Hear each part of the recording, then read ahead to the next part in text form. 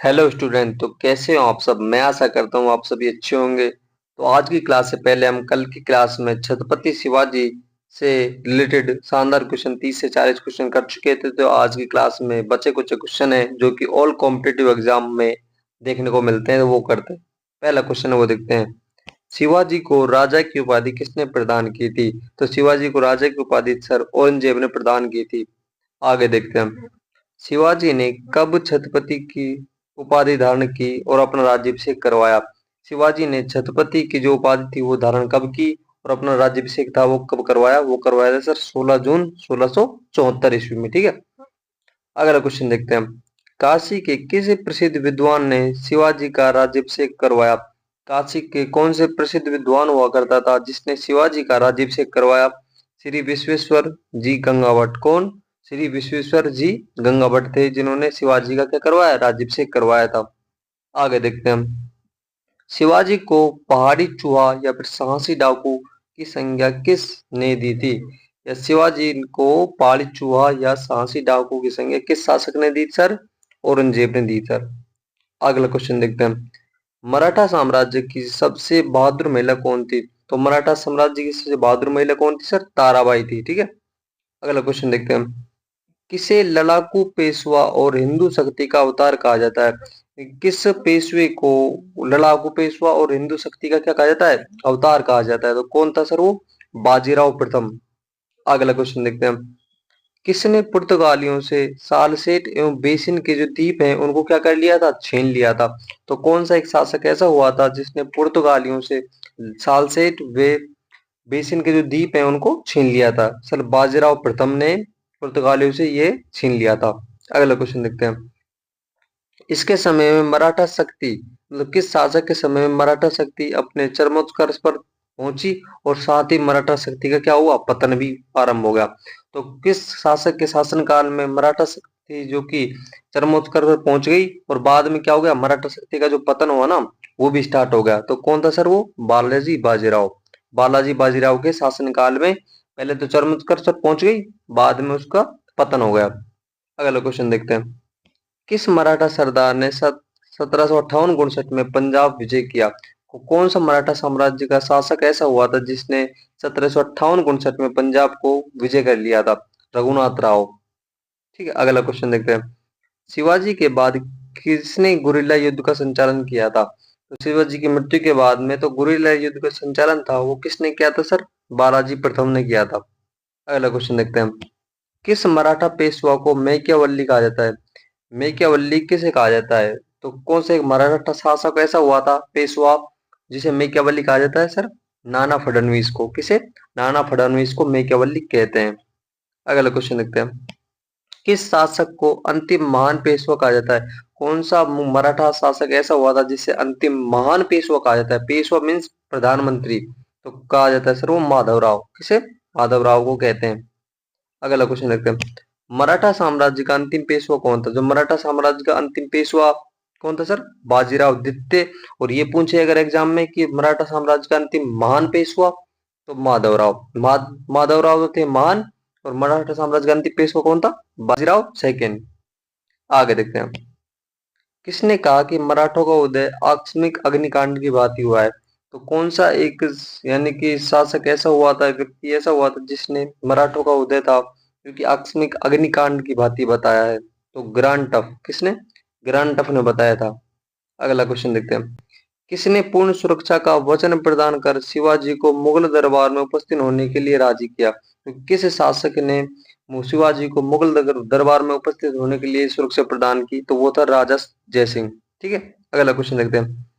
पानीपत के तृतीय युद्ध में मराठा सेना के तोपे खोलने का जो नेतृत्व था वो किसने किया सर? इब्राहिम खां गर्दी ने। किसने? इब्राहिम खां गर्दी ने पानीपत के थर्ड युद्ध में मराठा सेना का जो तोपे खाने का जो वो था नेतृत्व वो किया था सर।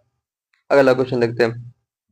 दक्षिण में शिवाजी के बढ़ रही शक्ति को रोकने के लिए औरंगजेब ने किसे नियुक्त किया? तो दक्षिण में शिवाजी की जो शक्तियां थी वो बढ़ रही थी, तो उसको कम करने के लिए औरंगजेब ने किसे नियुक्त किया सर? शाइस्ता खां को। किसे? शाइस्ता खां शासक को नियुक्त कर दिया। अगला क्वेश्चन देखते हैं। वह मराठा शासक कौन था जिसने सबसे अंत में अंग्रेजों से सहायक संधि की? तो वह मराठा साम्राज्य का शासक कौन था जिसने अंग्रेजों से संधि की तो थी लेकिन सबसे अंत में की थी? तो कौन था सर? वो होलकर। होलकर मराठा शासक ऐसा हुआ था जिसे अंग्रेजों की संधि सबसे बाद में की थी। अगला क्वेश्चन देखते हैं। पेशवाओं में किसे नाना साहब के नाम से जानते हैं? तो पेशवा मतलब प्रधानमंत्रियों में से किसे नाना साहब के नाम से जानते हैं? तो बालाजी बाजीराव के को नाना साहब के नाम से जानते हैं। अगला क्वेश्चन देखते हैं।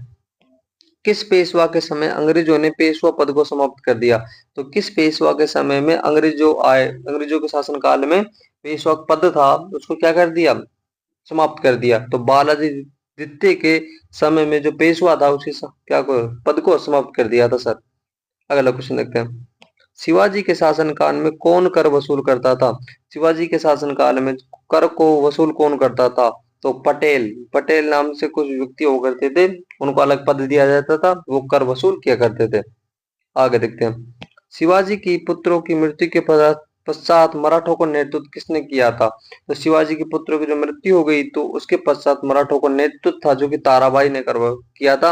और मैंने आपको क्वेश्चन पहले बताया था कि सबसे बहादुर मराठा में जो महिला हुई थी वो कौन हुई थी सर? ताराबाई। आगे देखते हैं। मंदसौर की संधि कब हुई संपन्न हुई? जो मंदसौर की संधि हुई थी वो कब संपन्न हुई सर? 6 जनवरी 1818 में मंदसौर की संधि संपन्न हुई। अगला देखते हैं। तृतीय एवं अंतिम आंग्ल मराठा युद्ध के समय भारत का गवर्नर जनरल कौन था?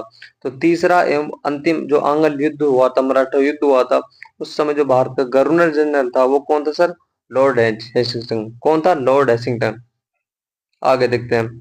कालीकट के बंदरगाह पर किसने वास्को डिगामा का स्वागत किया?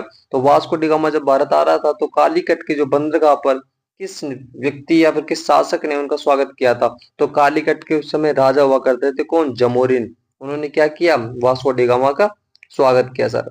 आगे देखते हैं। 1530 में पुर्तगालियों ने अपना पहला दुर्ग कहाँ स्थापित किया? तो पुर्तगाली जब भारत में आए थे, उनका शासन चल रहा था, तो पुर्तगालियों ने सबसे पहले 1530 में कहाँ पे एक दुर्ग बनाया था? कोचिन में। कहाँ पे बनाया सर? कोचिन में एक दुर्ग बनाया था। आगे देखते हैं। अल्बुकर्क कब भारत आया? तो अल्बुकर्क था जो भारत में कब आया था सर? सन 1503 ईस्वी में। कब आया था? 1503 ईस्वी में। अगला देखते हैं। दक्षिणी पूर्व एशिया से पुर्तगालियों को किसने बाहर किया? तो दक्षिण पूर्वी एशिया में जो पुर्तगालियों को शासन चल रहा था तो पुर्तगालियों को वहां से किस शासक ने या फिर कौन सी शक्ति ऐसी थी जिन्होंने भगाया पर बाहर कर दिया? डचों ने। किसने? डच आए थे तो दक्षिण दक्षिण पूर्वी एशियाओं में जब पुर्तगालियों का शासन था तो वहां उसको भगा दिया। किसने भगाया सर? डचों ने भगाया था। आगे देखते हैं। East India company. Dutch east India company की शुरुआत कब हुई सर? सन 1602 ईस्वी में। अगला क्वेश्चन देखते हैं। अंग्रेजों में अपनी पहली फैक्ट्री सन 1608 ईस्वी में कहाँ खोली? तो अंग्रेजों ने अपनी सन 1608 में जो फैक्ट्री खोली थी वो कहाँ पे खोली थी सर? सूरत में। ठीक है। आगे देखते हैं। अंग्रेज राजदूत हुआ करता था कौन? Sir Thomas Roe. जो भारत कब आया था सर? सन 1615 में आया था। आगे देखते हैं। मद्रास में अंग्रेजों द्वारा स्थापित किले का नाम क्या था? तो मद्रास में अंग्रेजों के द्वारा एक किले का निर्माण किया गया था, उस किले का नाम क्या है सर? Fort Saint George. क्या नाम था सर? फोर्ट सेंट जॉर्ज नाम था। किनके द्वारा बनाया गया? अंग्रेजों के द्वारा। कहाँ पे स्थित है? मद्रास में। आगे देखते हैं। कोलकाता की स्थापना सन 1698 ईस्वी में किसने की? तो पहले बात तो ये रहा, याद रखना कि कोलकाता की स्थापना कब हुई सर? सन 1698 ईस्वी में। किसने की सर? Job Charnock. किसने? जॉब चार्नोक ने कोलकाता की स्थापना की। आगे देखते हैं। ब्रिटिश इंडिया कंपनी का प्रथम गवर्नर जनरल कौन था? प्रथम गवर्नर कौन था? तो ब्रिटिश इंडिया कंपनी का तो कौन है? Lord Clive. British India company की बात करें तो लॉर्ड क्लाइव था। अगला देखते हैं हम। भारत में ईस्ट इंडिया कंपनी का प्रथम गवर्नर जनरल कौन था? तो वॉरेन हेस्टिंगटन। इसको तो सभी को पता है। ठीक है।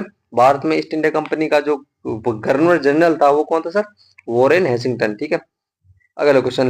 वास्को डिगामा कहाँ का रहने वाला था? तो वास्को डिगामा जब भारत में आया था तो वो कहाँ का रहने वाला था सर? पुर्तगाल। पुर्तगाली था वास्को डिगामा। ठीक है।